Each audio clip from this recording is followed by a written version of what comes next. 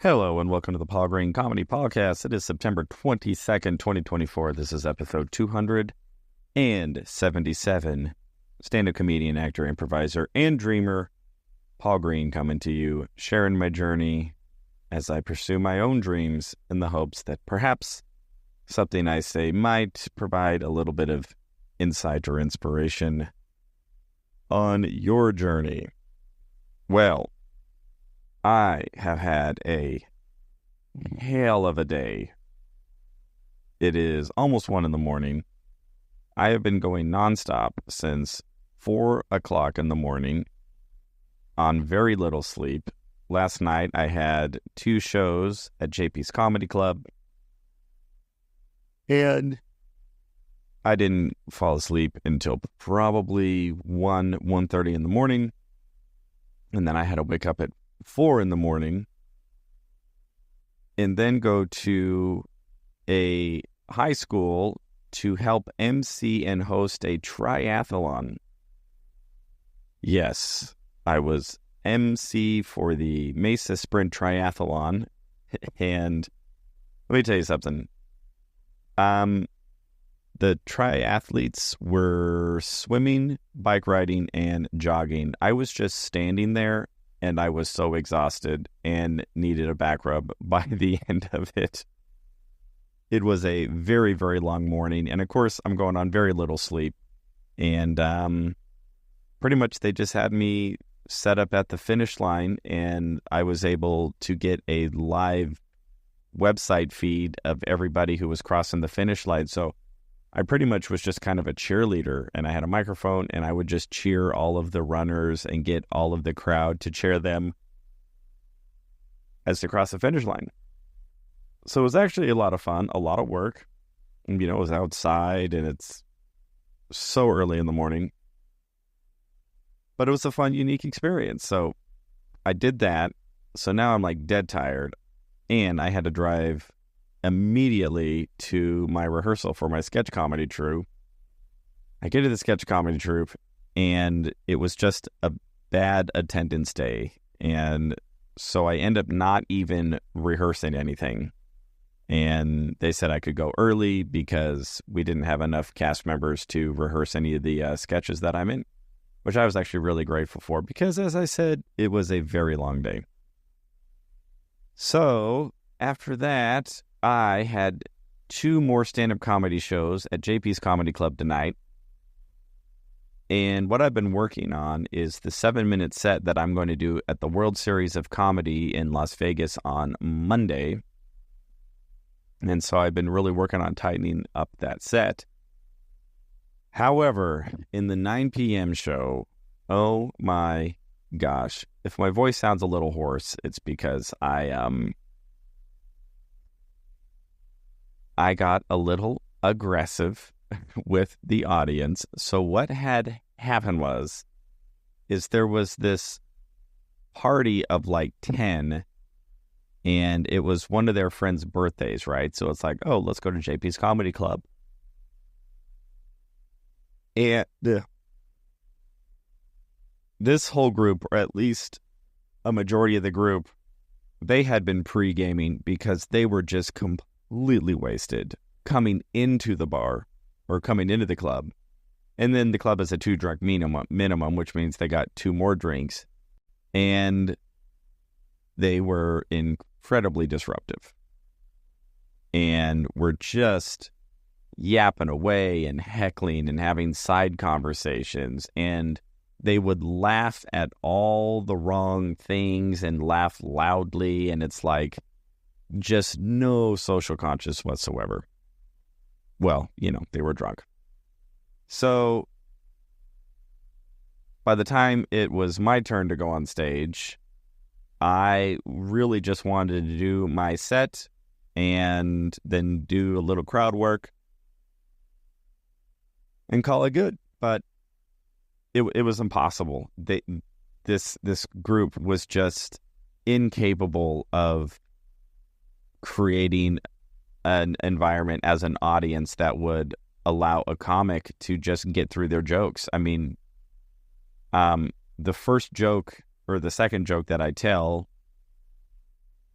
I reference myself.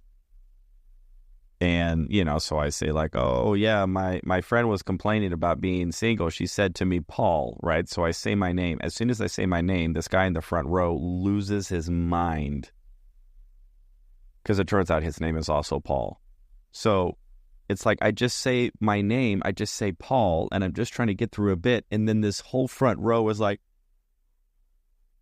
that's your name. And they're like going nuts, and it just totally disrupts the whole flow of the joke. It disrupts the audience.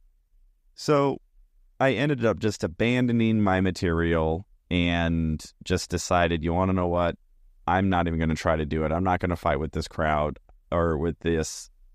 It wasn't the whole crowd. It was just this select group of people in the front row. It's like, I'm just going to interact. I'm going to riff with them. I'm going to call them out. I'm just going to go at them, in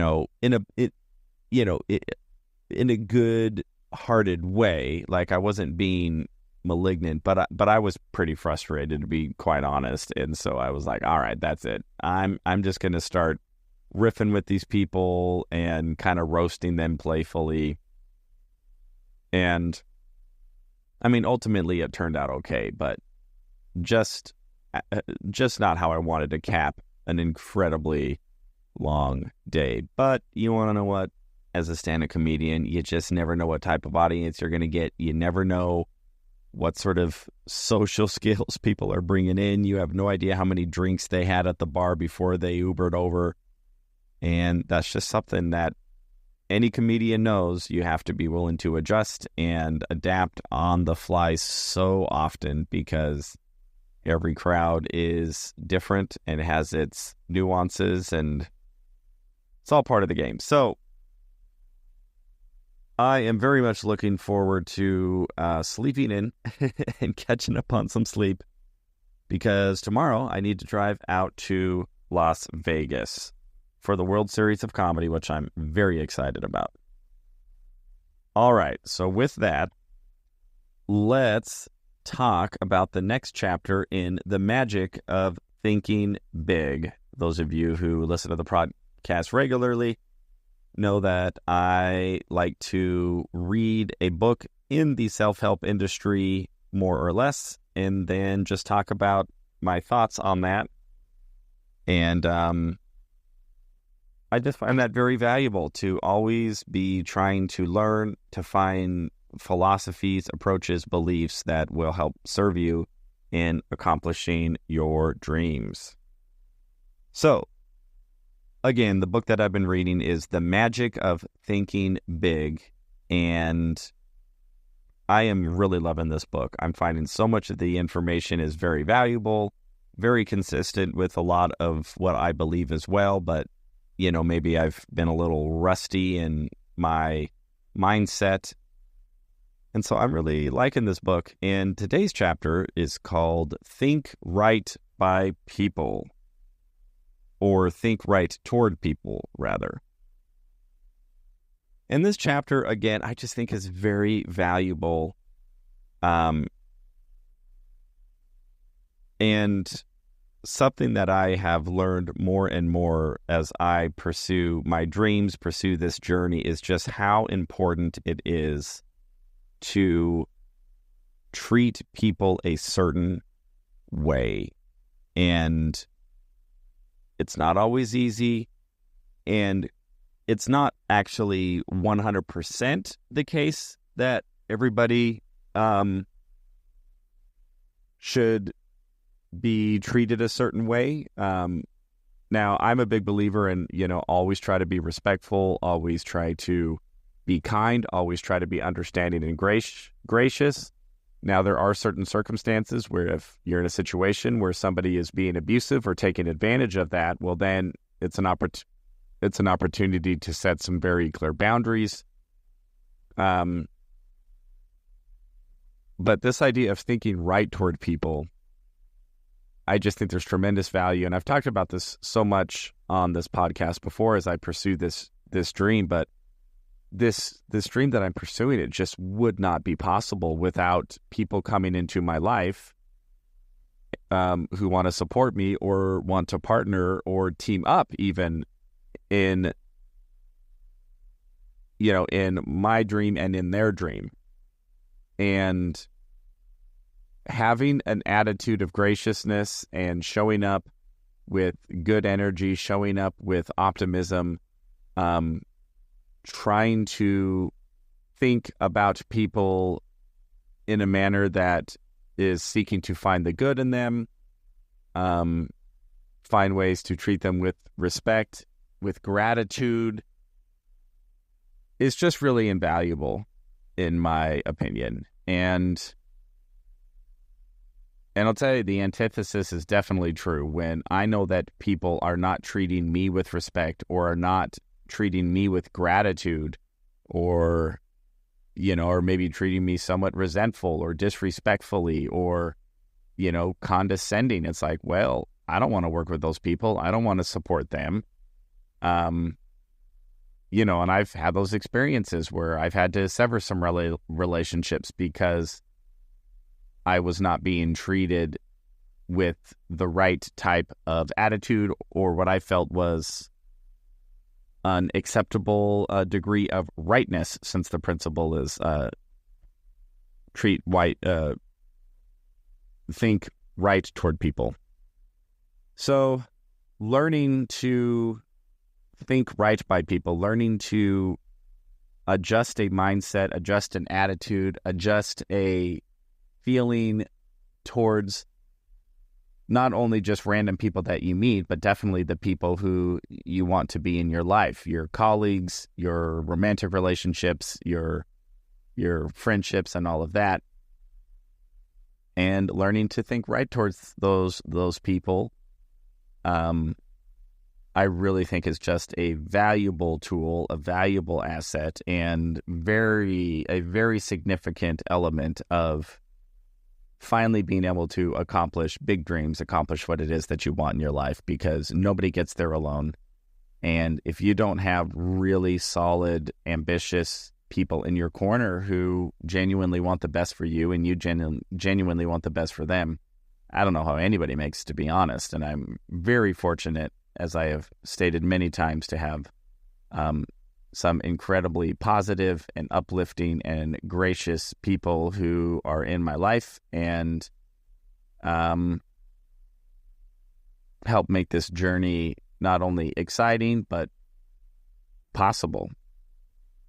So learning to think right, and then towards people, and then also being willing to recognize when maybe other people aren't thinking right towards you, and then being willing to say, you want to know what? I am going to maybe move on from that relationship to make space for a relationship that is more conducive to you accomplishing your dreams. So everybody, those are my thoughts. And I know this episode's a little short, but I am beyond exhausted. I don't know if you can tell, but it has just been an incredibly long, exhausting day.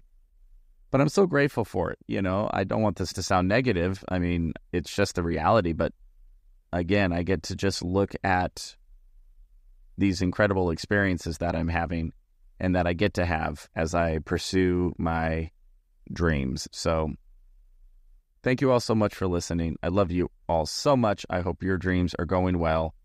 This is the Paul Green Comedy PaulCast for September 22nd, 2024, episode 277.